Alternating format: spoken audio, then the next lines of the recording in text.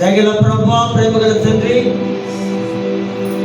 వాక్యపు వెలుగులోనికి మా ప్రయాణం కొనసాగుతూ ఉండగా ప్రభువా, శ్రేష్టమైన దైవ వాక్కును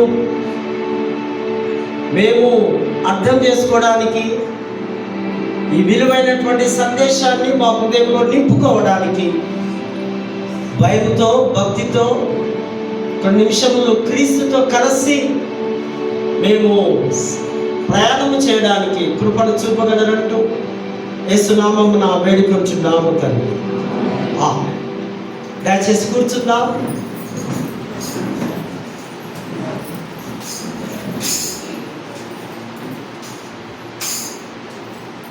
దేవుని పరిశుద్ధ నామానికి మహిమ కలుగును గాక.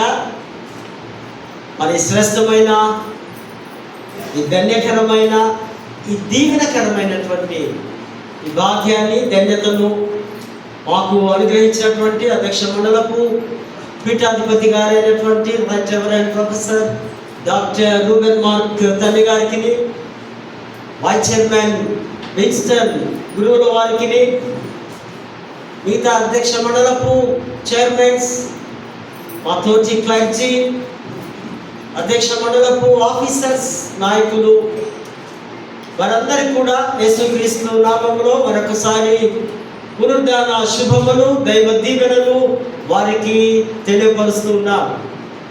సిఎస్ఐ వెస్లీ చర్చ్ నేరడమెట్ జగదీగుట్ట పాస్టేట్ నుంచి వారికి మరొకసారి శుభములు తెలియపరుస్తూ ఉంటున్నాం. అదేవిధంగా స్థానిక సంఘ నాయకులు మీ అందరికీ, సంఘానికి అందరికీ కూడా క్రీస్తు పేరట దైవాశీస్సులు తెలియపరుస్తూ ఈ శ్రేష్టమైన ఆరాధనకు మీకు ఆహ్వానాన్ని అందిస్తూ ఉంటున్నాను. ఈ వారం మనకు అనుగ్రహించినటువంటి శ్రేష్టమైన అంశం empowered by the risen lord, పునరుద్ధరుడైన క్రీస్తు ద్వారా నూతన శక్తి, నూతన బలం. ఈ శక్తి మనకు రెండు రకాలుగా మనం అనుభవించవచ్చు: physical strength and spiritual strength. ఫిజికల్గా అంటే భౌతిక పరంగా మంచి ఆహారం తినటం ద్వారా, మంచి మాంసకృతులు ఆహారము, లేదా ఫ్రూట్స్, లేదా బలమైనటువంటి ఆహారము, ఆ ఎక్సర్సైజ్ అవి చేస్తే మన శరీరానికి ఎంతో బలము చేకూరుతూ ఉంది. అదే విధముగా మరి దేవుని యొక్క శక్తి కావాలి, దేవుని యొక్క బలము పొందుకోవాలి అంటే దైవికమైనటువంటి, దేవునితో ఉన్నటువంటి సహవాసం, దేవునితో కలిసి నడవడం ద్వారా, ప్రార్థించడం ద్వారా, దేవుని వాక్యాన్ని చదవడం ద్వారా, దేవుని వాక్యంలో లీనమైపోవటం ద్వారా దేవుడి శక్తి మన మీదికి దిగి వస్తుంది. అపోస్తలులందరి మీదికి వారు ప్రార్థన చేస్తున్నప్పుడు మేడగదిలో వారి మీదికి పరిశుద్ధాత్మ శక్తి వచ్చినట్టుగా లేఖన భాగాల్లో మనం చూస్తాం. దేవుడి శక్తి రావాలంటే సింపుల్, నీవు బాగా ప్రార్థించేవారుగా ఉండాలి, బాగా వాక్యము చదివేవారుగా ఉండాలి. ఈ దినాల్లో దేవుడి శక్తికి దూరమైపోయి ఈ లోక సంబంధమైన శక్తి, జ్ఞానం కొరకు మానవుడు పరిగెత్తుతూ ఉన్నాడు. మానవుడు ఆ పరిగెత్తడంలో అలసిపోతూ తను గమ్యాన్ని చేరలేక, నిజమైనటువంటి గమ్యము పరలోకమని గుర్తెరగక, ఈ లోక సంబంధమైన వాటి మీద తన యొక్క గురిని ఉంచుకొని మరి అనేకులు ఫెయిల్ అవుతూ ఉన్నారు. కానీ వాక్యం సూటిగా చెప్తూ ఉంది, క్రీస్తు ద్వారానే నీకు నూతన శక్తి. ఈ పునరుద్ధారుడైన యేసు ద్వారా, పునరుద్ధారుడైన ఈ యొక్క యేసు ప్రభు, ఆయనను విశ్వసించుట ద్వారా, ఆయన నమ్ముట ద్వారా, ఆయనతో మాట్లాడటం ద్వారా నీవు నూతన శక్తిని, బలాన్ని పొందుకుంటామని మరొకసారి వాక్యం మనకు సూచిగా అతేటగా మాట్లాడుతూ ఉంది. మరి మనం చూస్తే క్రీస్తు వారి యొక్క పునరుద్ధానము మానవాళికి ఒక గొప్ప శక్తి. ప్రపంచంలో ఎవరికీ లేని ఘనత, ఎవరికీ లేని భాగ్యం యేసును నమ్మిన వారికే ఉంది. కారణం ఏంటంటే ఆయన మరణాన్ని జయించి లేచిన దేవుడు. మరణము ఆయనను ఏమిచ్చి బంధించలేకపోయింది. కనుకనే ఆయన మృత్యుంజయుడుగా ప్రపంచమంతటికి తనకు తాను చాటుకున్నట్టుగా మరి వాక్యంలో మనము చూస్తూ ఉంటున్నాం. ఈ నిద్రించిన వారు అనేకులు ప్రపంచంలో ఆదాము మొదలుకొని నేటి వరకు కూడా కొన్ని లక్షల కోట్ల మిలియన్స్ పీపుల్ ప్రజలందరూ కూడా చనిపోయి ఉన్నారు. కానీ వారి కంటే అందరికంటే మొట్టమొదటిగా ప్రథమ ఫలముగా ఫస్ట్ ఫ్రూట్, దీనే హార్వెస్ట్ అంటున్నాం.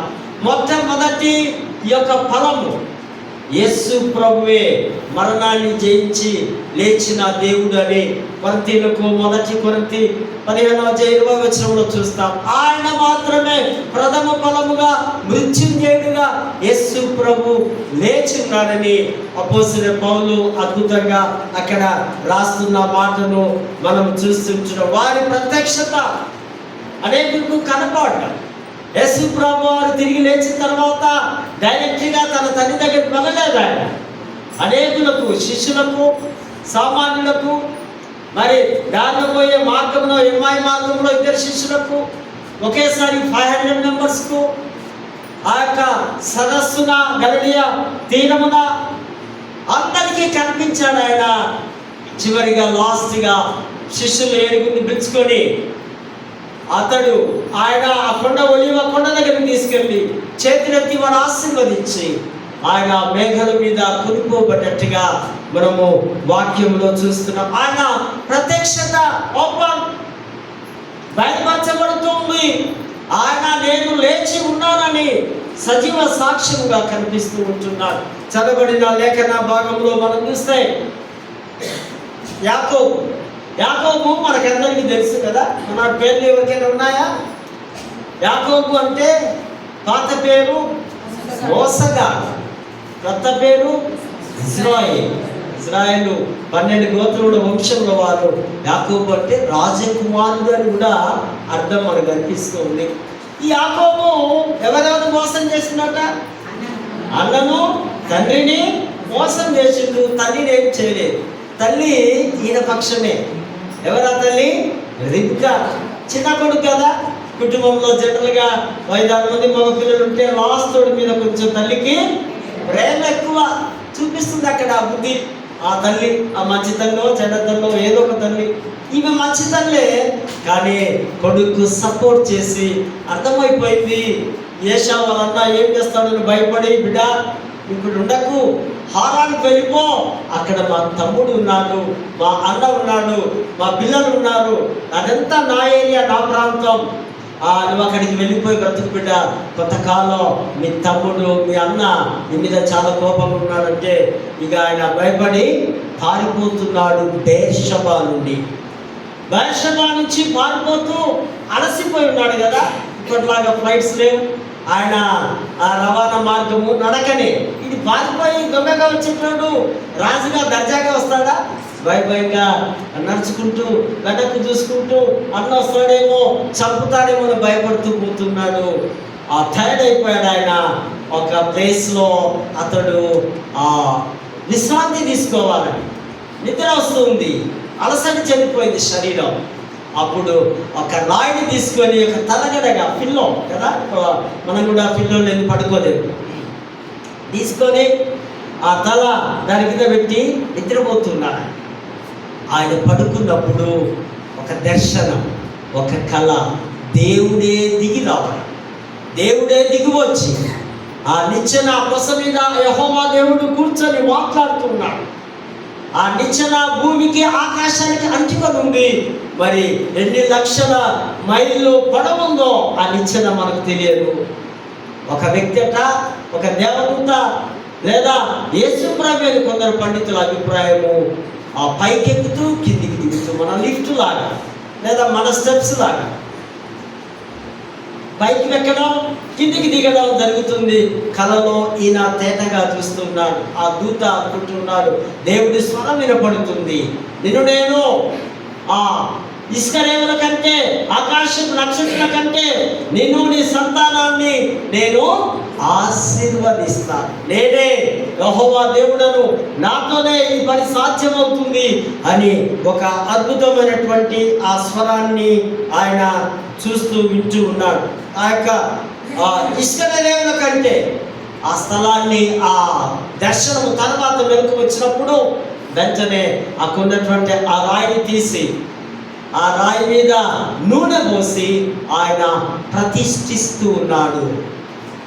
నూనె, ద్రాక్షారసం ఆ దినాల్లో ప్రయాణంలో అది కామన్ థింగ్స్, ఇవి తప్పనిసరిగా తీసుకొని వెళ్ళాలి. మనకు తెలుసు మంచి సమరయుడి కథలో ఆయన కూడా నూనె, ద్రాక్షారసం వెంబడి తీసుకెళ్ళారు.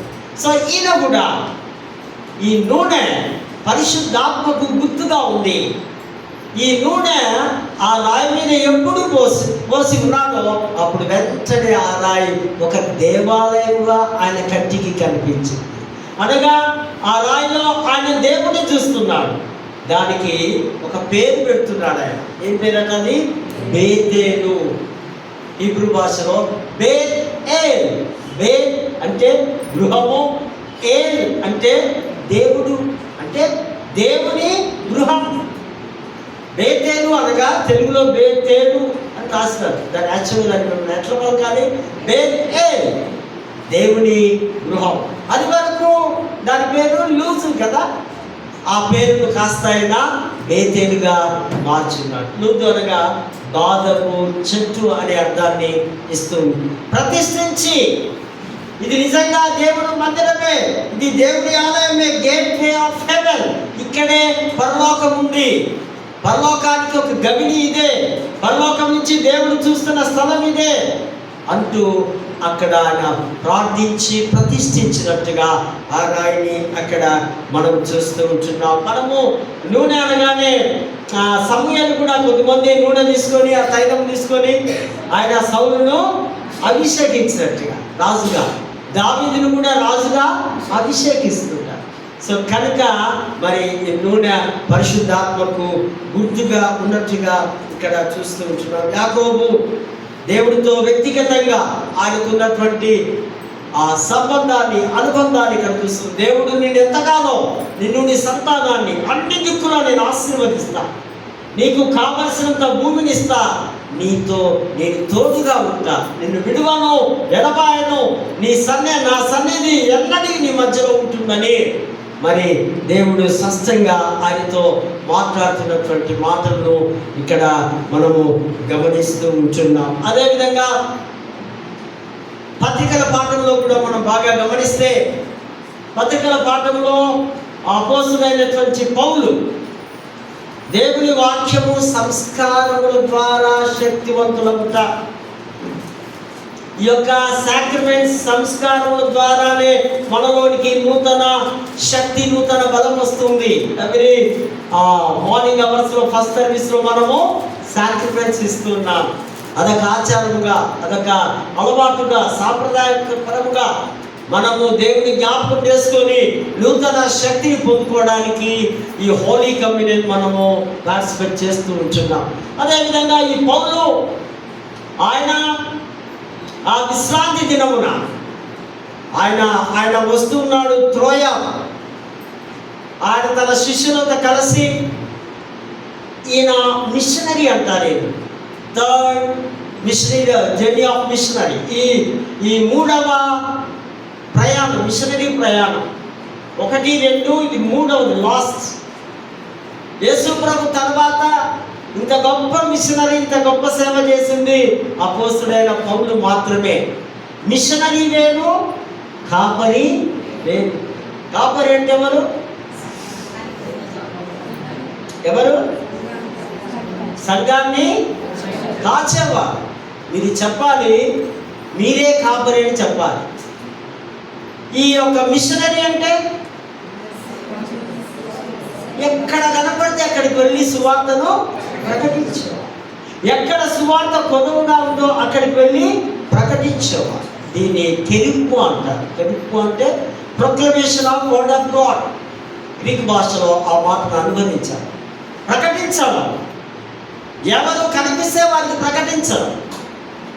ఈ యొక్క పౌలు చేస్తున్నటువంటి కాపరి అంటే తన సంఘం చుట్టూ అంటబెట్టుకుని ఉండేవాడు. మొన్న నేను జస్ట్ ఒక 2 days వెళ్ళాను కదా, ట్యూస్డే మళ్ళీ మా ట్యూస్డే నైటే వచ్చేసాను, మండే సండే ఈవినింగ్. అనగా కారణం ఏంటంటే ఈ యొక్క 4-5 రోజులు కూడా కంటిన్యూగా సండేనే కదా అని ఉండడానికి వీలు లేదు. ఈ పని కాదు ఇది. ఎందుకంటే సంఘం చుట్టూ ఉండాలి కాపరి. కనుక హడావుడిగా స్పీడ్గా ఆ నైట్ 9:30 9:40 అంతా ఇంట్లోనే మేము మళ్ళీ వచ్చేస్తున్నాం. ఇంకా వెంటనే మీకు వాట్సాప్లో గ్రూప్లో మెసేజ్ కూడా పెట్టినట్టున్నాను, నేను వచ్చిన్నాను నా రెసిడెన్స్లో. సో కనుక కాపరి యేసు ప్రభు గొర్రెలకు మంచి కాపరి. మంచి కాపరి ఎందుకన్నారంటే ఆయన ప్రాణం పెట్టే కాపరి. ఈ కాపరి ప్రాణం పెట్టేవాడు కాదు. ఈ కాపరి మిమ్మల్ని ఆ ప్రభు దగ్గరికి నడిపించేవాడే, కానీ ప్రాణం పెట్టేది ఒక యేసు ప్రభు మాత్రమే. కనుక అతని మనము గుడ్ షెపర్డ్, గ్రేట్ షెపర్డ్ అని మనము పిలుస్తూ ఉంటున్నాం. ఈ పౌలు ఆదివారం రోజున కూర్చొని వారందరికీ సువార్త చెప్పాలి. ఒకటి ఆయన మనసులో, నేను త్వరగా వెళ్ళాలి ఇతర ప్రాంతాలకు. కనుక ఆయన విస్తారంగా మాట్లాడాలి. విస్తారంగా అంటే చాలాసేపు, అనగా అర్ధరాత్రి వరకు మాట్లాడుతూ ఉన్నాడని బైబిల్లో ఉంది. 6 గంటల నుంచి అర్ధరాత్రి వరకు అని పండితులు రాస్తూ ఉన్నారు. అంటే చాలా సుదీర్ఘమైన ప్రసంగం. మనం 1 గంట గంటన్నర చేసినా అనుకో, ఏమంటావు? మాకు ఓపిక లేదు, మాకు చెవులు పనిచేయవు, మా మెదడు పనిచేయదు, ఎంతసేపు చెప్తాడు ఆయన. ఇక్కడ అర్థం చేసుకోండి, పౌలు మళ్ళీ మీకు నేను కనిపించను, నాకు దొరికింది ఛాన్స్. అనేక బానిసలు కూడా ఆ దినాల్లో బానిసలు ఉండేవారు. రాత్రి నైట్ డే అంతా పనిచేసి మిగతా టైంలో వచ్చి వాక్యం వినేవారు. సో కనుక ఈ యొక్క వారందరిని బట్టి ఆయన విస్తారముగా మాట్లాడుతున్నాడు. సండే రొట్టె విరిచే కార్యక్రమం ఆది సంఘంలో అపోస్తులు చెప్పారు, వాళ్ళు ఇది కంపల్సరీ చేయండి, ఈ హోలీ ఈ కమ్యూనియన్ తప్పనిసరిగా మనం పాటించాలని అలవాటు చేశారు. పౌలు కూడా క్రీస్తు శకం 62-60 ఆ సంవత్సర ప్రాంతంలో వారికి ఈ యొక్క రొట్టె విరిచడం అయిపోయిన తర్వాత ఆయన ప్రసంగం, సుదీర్ఘమైన ప్రసంగాలు చేస్తూ అర్ధరాత్రి వరకు చేస్తున్నాడు ఆ గదిలో కూర్చొని. అక్కడ ఒక అద్భుతం అనొచ్చు, లేదా ఒక క్రియ జరుగుతూ ఉంది. అక్కడ 3వ అంతస్తు మీద ఒక యవనస్తుడు అంటే మనం అనుకుంటాం 20 years 25 అనుకుంటున్నాం కదా. గ్రీక్ లాంగ్వేజ్లో పండితులు రాస్తారు అప్ టు 45 years. బహుశా వాడికి ఎంత వయసులో కూర్చున్నాడు, ఎక్కడ కూర్చున్నాడు, ఏ ఫ్యాన్ కిందో ఏ ఏసీ కిందో కూర్చుంటే పర్వాలేదు. ఎక్కడ కూర్చున్నట్టు ఆయన ఇంకా కిటికీ మీద. వీడు విండో క్రిస్టియన్ అన్నాము. ఇదే క్రిస్టియను, మనమంతా ఫ్యాన్ క్రిస్టియన్ కదా. లోని చక్కగా ఫ్యాన్ కిందనే కూర్చుంది. ఏసీ ఉంటే ఏసీ క్రిస్టియన్స్, అవునా? ఈయనేమన్నా ఇక్కడ మనం విండో క్రిస్టియన్. కిటికీలో కూర్చుంటే 2 లాభాలు. ప్రసంగం బోర్ అనిపిస్తే అటు బయట చూడొచ్చు, రోడ్డులోనో లేకపోతే శబ్దాలు లేకపోతే చల్లని గాలో ఏదో వారికి అత్తవాడు పడతాడు. లోకాన్ని చూడొచ్చు, బోర్ కొట్టినప్పుడు ప్రసంగం. కానీ ఈయనేమో ఒకవైపేమో వాక్యం ఉంది, మరొక వైపేమో వీడికి ఏమొస్తుంది? నిద్ర వస్తుంది. నిద్ర ఎందుకు వస్తుంది?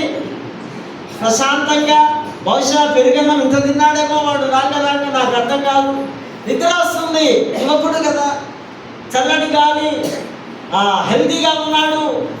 ఏదో కాళ్ళలో చేతులు గురువు గుయ్యమంటుంటే నొప్పి ఉంటే బహుశా నిద్ర రాదేమో. వీడికి ఆరోగ్యవంతుడు, నిద్ర వచ్చింది. నిద్రను సైతానుడు తీసుకొని వస్తున్నాడు. మన భాషలో మనకు ఎన్నో కిటికీలు ఉన్నాయి కదా. ఎన్ని కిటికీలు? మీ ఇంట్లో ఎంతమంది ఉంటే అన్ని కిటికీలు ఉన్నాయా? మీ ఇంట్లో ఎన్ని కిటికీలు ఉన్నాయి? 4 కిటికీలు సత్యం చెప్తుంది. అమృతరాకు ఒకటి, ఆయన భార్య ఒకటి, శ్రీకాంత్కి ఒకటి, గెస్ట్ కూడా ఒకటి కొని పెట్టుకోండి. ఎందుకంటే వాడు వచ్చేప్పుడు మాట్లాడరాబాయి ఈ కిటికీ అనే లోకం. ఈ కిటికీలో కూర్చొని సైతానుడు మెల్లమెల్లగా నిద్రలోనికి తీసుకొని వెళ్ళడం. ఒక షిప్ ఉందనుకోండి, ఒక ఓడ, దాని క్రాక్ వస్తే ఒకేసారి నీళ్ళు లోపలికి వస్తుందా? మెల్లమెల్లగా కొన్ని గంటలు ఆ నీరు లోనికి వచ్చి ప్రమాదం. ఆ విధంగా మెల్లమెల్లగా నిద్ర వచ్చి మత్తుడైపోయి తకిమని ఆయన పడిపోయాడు. మూడవ అంతస్తు నుంచి పడితే ఇక జస్ట్ ప్రాణం ఉందేమో తెలియదు. వెంబడే పౌలుకు అక్కడ ఉన్నటువంటి వారయ్యా మరి పలానోడు చనిపోయినాడు, కింద పడ్డాడంటే ఈయన ఉడికిపోయి అద్భుతము చేస్తూ ఉన్నాడు. పునరుద్ధాన శక్తి ఆయన పాస్ చేస్తూ ఉన్నాడు. లివింగ్ సెల్ జీసస్ క్రైస్ట్ ఏ విధంగా ఉందో ఆ జీసస్ క్రైస్ట్ లివింగ్ సెల్ కాస్త పౌలులోనికి వచ్చింది. పౌలు వారి మీద పడగానే, వారి హత్తుకోగానే, వారి నోట్లో నోరు పెట్టి ఊదగానే ఈ జీవము వారిలోనికి వెళ్ళి వాడు లేచి నిలిచినట్టుగా వాక్యములో చూస్తూ ఉంటున్నాం. దేవుని యొక్క శక్తితో ఎవరైతే నింపబడి ఉంటారో, ఎవరైతే వాక్యంలో సంపూర్ణంగా పరిపూర్ణంగా ఉంటారో, ఎవరైతే క్రీస్తు సర్వాధికారి పునరుద్ధానుడు ఆయనే గొప్ప దేవుడని విశ్వసిస్తారో వారిలోనికి కూడా ఈ నూతన శక్తి వస్తుంది. హల్లెలూయా, హల్లెలూయా. నీకు నూతన శక్తి కావాలా? నూతన బలము కావాలంటే నీవు 100% ప్రభుని విశ్వసించాలి, హత్తుకోవాలని దేవుడి వాక్యం ఇక్కడ సెలవిస్తూ ఉంటుంది. దేవుడి వాక్యంలో శక్తి ఉంది, దేవుడి వాక్యంలో జీవం ఉంది. కనుకనే ఐతుకు అనే ఒక యవనస్తుడు వాడు తిరిగి జీవం పొందినట్టుగా. తర్వాత ఆ భాగంలో మనం చూస్తే ఆయన తెల్లవారి వరకు మాట్లాడుతూ ఉన్నాడు. అలుపు లేదు, సొలుపు లేదు. ఆయన కంటిన్యూషన్గా సువార్తను ప్రకటిస్తూనే ఉన్నాడు. ఆయనకున్న భారం అది, ఆయనకున్న విజన్ అది, ఆయనకున్నటువంటి ఆ శక్తి వాక్యాన్ని బోధించడం అపోస్తలుడైన పౌలును ఇక్కడ మనము అద్భుతంగా చూడగలం. మనకు తెలుసు, మనకు ఎలీషా కూడా కదండి. ఆ రాజుల గ్రంథంలో మనం చూస్తాం, ఆ విధవరాని కుమారుడి చనిపోయినప్పుడు ఎలీషా వెళ్ళి వారి మీద పడుకొని ఊదినప్పుడు 7 సార్లు ఉన్నప్పుడు వాడు లేచి నిలబడినట్టుగా మనం చూస్తున్నాం. దేవుడి యొక్క పునరుద్ధానపు శక్తిని పౌలు ఇక్కడ అనుభవిస్తున్నట్టుగా మనము చూడగలుగుతున్నాం. ఈ దినాల్లో చాలా జాగ్రత్తగా దేవుడి వాక్యాన్ని నేను ఎప్పటికీ చెప్తుంటా, భయంతో భక్తితో వినాలి. ఏదో అదొక విధంగా చూడడము, నేర్చుకోవడము, అనుభవించడం కాదు. దేవుడి సన్నిధి మా మధ్యలో ఉంది, ప్రభు మమ్మల్ని ముడుతున్నాడు, చూస్తున్నాడనే యొక్క స్పష్టత కలిగి జీవించాలని నేను మనవి చేస్తూ ఉంటున్నాను. అదేవిధంగా సువార్తల పాఠంలో కూడా మనం గమనిస్తే ఎంపవర్మెంట్ బై కన్సోలేషన్. ఈ యొక్క మగ్దలేన మరియా, మగ్దలేని అన్నది ఒక గ్రామం పేరు. అది నజరేతు ప్రాంతంలో ఉంటుంది. మగ్దలేనే, కపెర్నహూము, నాయూను మీరు మ్యాప్లో చూడండి, బైబిల్ వెనక అవన్నీ ఆ ఏరియాలో ఉంటాయి. ఆ ప్రాంతంలో, నజరేతు ఆ ప్రాంతంలో ఉంటాయి. సో అక్కడి నుంచి ఈ మరియా ఎటువంటి మనిషి అట? పాపాత్మురాలైన స్త్రీ. ఈ స్త్రీనే అత్తని తీసుకొని వచ్చి యేసు ప్రభును అభిషేకించింది, అనాంతం చేసింది, గణపరిచింది. ఎంతో విలువైనటువంటి సొమ్ముతో ఆమె లెక్కలేని పాపాలు, బహుశా ఎటువంటి పాపాలు చేసిందో, ఆమె మనసంతా, ఆమె శరీరం అంతా మలినమైపోయి ఒక విధంగా కుళ్ళిపోయిన స్థితిలో ఉందేమో. అందుకే ఆమెను పాపాత్మురాలైన స్త్రీ అండ్ 7 దయ్యములు పట్టిన స్త్రీ. దయ్యాలతో పాడైంది, మనుషులతో పాడైంది. శరీరం మనసులో ఉన్నటువంటి ఆమె ధనవంతురాలే కానీ మరి రకరకాలైనటువంటి వ్యసనాలతో ఆమె పాడైపోయిన వ్యక్తిని యేసు ప్రభు ఎప్పుడైతే పుట్టి ఉన్నాడో, ఎప్పుడైతే ఆమెను టచ్ చేసి ఉన్నాడో, ఎప్పుడైతే యేసుక్రీస్తు వారి యొక్క కనుదృష్టి ఆమె మీద పడ్డదో, ఆమె ఏమైపోయిందంట? పాపాత్మురాలు పరిశుద్ధురాలుగా మార్చండి. మీరు ఎంత పాపం చేసినా, ఎంత పాపిగా జీవించినా, కానీ ప్రభు దగ్గరికి వస్తే హిమము కంటే తెల్లగా, మంచు కంటే తెల్లగా, మల్లెపూల కంటే తెల్లగా సువాసనిచ్చే విధముగా దేవుడు మిమ్మల్ని మార్చగలరు. ఈమె సండే పొద్దున్న రన్నింగ్లో వచ్చేసింది, పీటీ ఉషా పరిగెత్తుకుంటూ వస్తే ఇక్కడ రాస్తున్నాడు యోహాను భక్తుడు, అక్కడ సమాధి తెరవబడింది. టోప్ ఓపెన్ అయిపోయింది, కానీ సమాధిలో ఎవరు లేరు? యేసు లేడు. ఒకరేమో ఇద్దరు కూర్చొని ఉన్నారు. బహుశా ఈయనను సమాధి చేసింది ఒక తోటలో. ఎవరి తోట అది? ఎవరి కొరకు? అరిమతపు యేసేపు తాను సపరేట్గా చేయించుకున్నాడు. అది సమాధుల తోటలు. ఆ యొక్క పెద్ద మన బండలాంటిది, బండలు ఎత్తికెత్తే బండలు మంచుకొని కొన్ని అలలు వారి ఫ్యామిలీ కొరకు పెట్టుకున్నారు. అందులో క్రొత్త సమాధిని యేసుకు ఆ అరిమతపు యేసుకు ఇచ్చేసిన గిఫ్ట్గా, నేను కాదు ఇక్కడ నిద్రించాల్సింది ప్రభువా, నీవు నిద్రిస్తే నీ ప్లేస్లో నేను వచ్చి ఒకానొక దినం నిద్రిస్తా, నీలాగనే నేను కూడా లేస్తా. హల్లెలూయా, హల్లెలూయా. నువ్వు ఎక్కడ పడుకుంటావో, ఎక్కడ నిన్ను పాతి పెట్టారో అదే ప్లేస్లో నేను కూడా ఒకానొక దినం లోకం విడిస్తే, అందుకే నీకు నేను నా క్రొత్త సమాధిని నేను ఇస్తూ ఉంటాను. ఈయన సన్హెద్రిన్ సభలో ఒక గొప్ప నాయకుడు, ధనవంతుడు, మాట కలిగిన వాడు. కనుకనే రోమా సామ్రాజ్యంలో ఈయన మాట, ఈయన పేరంటే వారికి దన్నోటాడు. కనుకనే యేసును ఆయన అడగగానే పిలాతు వెంబడి ఆయనకు ఇచ్చేసింది. తీసుకొని మీరు పోయి సమాధి చేసుకోండి. మరియా వచ్చింది, చూసింది, ఏడుస్తూ ఉంది. సమాధిలో యేసు లేడు. సమాధిలో యేసు లేడు కనుక వారిద్దరు ఎవరో తోటమాలు అనుకోండి. వారు అంటున్నారమ్మా, ఎందుకు ఏడుస్తున్నావు? ఏమైంది నీకు? ఏడవడానికి గల కారణం ఏంటి? ఒక వ్యక్తి ఏడుస్తున్నారంటే ఆ ఏడుపు, ఇప్పుడు మనం ఏడుస్తున్నామంటే దాని అర్థం ఏంటి? మన వారు ఎవరైనా చనిపోతే. కానీ మరియా ఎవరి కొరకు ఏడ్చింది? యేసు కొరకు ఏడుస్తుంది. బాగా రాసి పెట్టుకోండి మాట. ఎవరి కొరకు ఏడుస్తున్నావు? నీ కుటుంబం కొరకు కాదు నువ్వు ఏడవాల్సింది. నీవు నీ యేసు కొరకు. ప్రభువా, నా కొరకాలు చనిపోయింది, ఆ సిలువలో అంత భయంకరంగా శ్రమను పొంది నా కొరకు చనిపోయావా నాయన అని నువ్వు ఎప్పుడు ఏడుస్తావో అప్పుడు నేను గొప్ప వ్యక్తిగా దేవుడు దృష్టిస్తాడు. ఏడుస్తూ ఉంటే అడుగుతున్నాడు, ఎందుకు ఏడుస్తున్నావు అంటే, తోటమాలనుకుని, అయ్యా నా ప్రభువును ఎవరో ఎత్తుకొని పోయినారు, నీకేమైనా తెలిస్తే చెప్పు, నేను వచ్చి తీసుకుంటాను. కానీ ఈమెకేమని పేరు పెట్టారంటే అపోస్తల్ టు అపోస్తల్ అన్నారు. అంటే అపోస్తలకే ఈమె సువార్త ప్రకటించింది. ఈమె పరిగెత్తుకొని వెళ్ళి ఎవరెవరికి? పేతురుకు, యోహానుకు, మిగతా వారికి యేసు లేచి ఉన్నాడు ఆయన సమాధిలో కెరిగ్మా ప్రకటన చేయటం. పునరుద్ధాన ప్రకటన ఎవరు చేసిన? అయ్యగారులా, బిషప్లా, లేకపోతే పెద్ద మనుషులా, అక్కడ కూర్చున్న వాళ్ళ?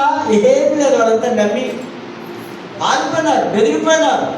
అయ్యో అటుపోతే మమ్మల్ని ఏం చేస్తారని భయపడుతున్నారు. కానీ ఈ స్త్రీ మాత్రం, ఈ దయ్యాలతో నింపబడిన స్త్రీ మధ్యలేని మరియా వెళ్ళి అపోస్తలు అన్నారు.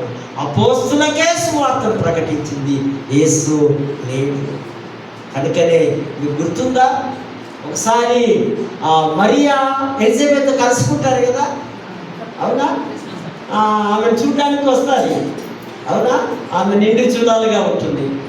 అప్పుడు ఎలిజబెత్ ఉంటుంది, స్త్రీలలో నీవు ఆశీర్వదింపబడినదా. నీవు ధన్యురాలు, అనేకులు నేను ధన్యురాలు అని అంటారంటే ఇదే కారణం. స్త్రీ జాతికే దేవుడు ఇస్తున్నటువంటి ఒక గొప్ప వరము, భాగ్యముగా మగ్దలేన మరియ ద్వారా ప్రపంచానికి సువార్త వెళ్ళిపోయింది. ఆయన లేడు, ఆయన లేచి ఉన్నాడు. వెంటనే అప్పుడు ఆ స్వరాన్ని విన్నది. అతని యొక్క ఆ స్వరూపాన్ని గుర్తించలేకపోయింది. స్వరాన్ని విని అక్కడ యేసు అంటున్నాడు, మరియా అని పిలవగానే గుర్తుపట్టి అప్పుడు రబ్బోని, బోధకుడా అంటూ కాళ్ళు మృక్కడానికి వెళ్ళింది. కానీ ఆయన అబ్జెక్షన్ చేస్తున్నాడు. ఇంకా నాకు టైం ఉంది, నేను ఇంకా కొంతకాలం ఉంటా, ఇప్పుడు నన్ను ముట్టడానికి వీలు లేదు, నేను తండ్రి యొద్దకు ఇంకా ఎక్కిపోలేదు, నేను పరిశుద్ధాత్మతో నేను ఉన్నాను అని ఆయన గైనే అమ్మా అని పిలుస్తున్నటువంటి మాటను ఇక్కడ మనము గమనించవలసిన అవసరత ఉంది. ఆమె ఎంతో దుఃఖంలో ఉంది.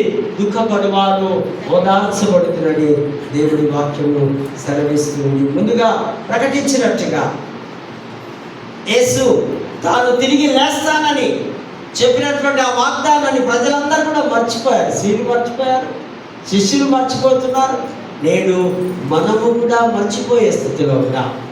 ప్రభు నా కొరకు లేచి నన్ను తనతో ఉండడానికి తీసుకొని వెళతాడనే సత్యాన్ని మనం కూడా అక్కడ ఇక్కడ ఆ మాటలను మర్చిపోతున్నటువంటి సందర్భాన్ని చూస్తుంటున్నాం. ప్రేమినటువంటి వాళ్ళ పునరుద్ధాన ఈ శక్తి బలము, ఆయన మాత్రమే చావును లేదా సైతాను ఓడించగలడు.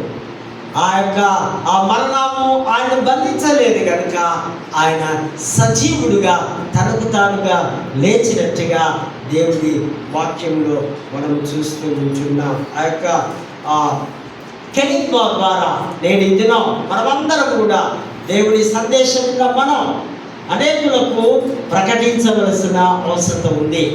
నేడు క్రీస్తు నీ కొరకు నా కొరకు లేచున్నాడనే సత్యాన్ని ప్రపంచానికి ప్రకటించాలి ప్రతి క్రైస్తవుడు. ఆయన ఇక్కడ నేడు లేచి ఉన్నాడు. ఇదే నినాదంతో మరి నాడు ప్రపంచం అంతా పునరుద్ధాన క్రీస్తు యొక్క శక్తిని బలాన్ని అనేకులకు పంచుతూ ఉన్నారు. మొదటిగా మీరు 100% యేసు ప్రభువును నమ్మాలి. యేసు ప్రభు యొక్క ఆ జీవ గ్రంథమైన పరిశుద్ధ గ్రంథాన్ని తప్పనిసరిగా చదవాలి. మీరు బైబిల్ ఓపెన్ చేస్తే దేవుడు మీతో మాట్లాడతారు. మీరు అనుకోవచ్చు, పౌలుడు పిలిచినాడు కదా, ఆ స్వరం నాకు వినపడడం లేదు. దేవుడి యొక్క స్వరం ఉంటే యాకోబుని పిలిచి ఉన్నాడు కదా, మరి నాకు కావాలి ఆ స్వరం అని అనుకోవడం అది భ్రమ. ఇప్పుడు వాక్యము నిశ్చేతిలో ఉంది. వాక్యమే దేవుడు, ఆ దేవుడే ఆర్యంగా ఉన్నాడనే సత్యాన్ని అర్థం చేసుకొని మరి పరిశుద్ధ గ్రంథంలోనికి ఆ మాటలను జీవము వాక్కును మనము ఆ రోజు ఆ జ్ఞానం చేసుకుంటూ జ్ఞాపకం చేసుకుంటూ ప్రభు కృపలో ఎదుగులాగున అటువంటి కృప పరిశుద్ధాత్మ నడిపింపు దైవాశిస్సులో దేవుడు మనకు అనుగ్రహించును గాక.